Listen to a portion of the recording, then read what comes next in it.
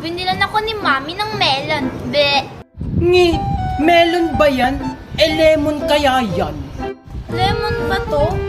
Basta. Sure ako, hindi pa kayo nakakatikim nito kasi mga dungha kayo. Ngi, hindi naman ata yan masarap. Tingnan mo, may buto-buto. Masarap kaya to. Binili to ni Mami galing sa Dubai. Si Junjun tumutuloy yung laway. Sabi niya hindi daw masarap pero naglalaway. Ngi, hindi kaya. Di ba laway yan? Wala naman.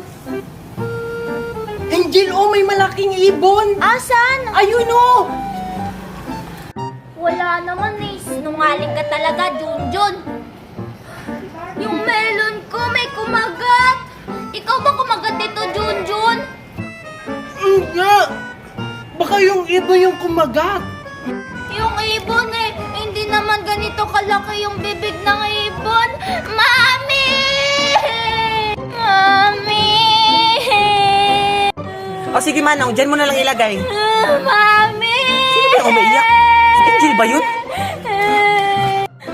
Angel, huwag ka na maingay. Babalik ko na ito. Junjun, ikaw pala yung kumagat. Isusumbong kita kay Mami. Hala, sana hindi ko na lang kinagat.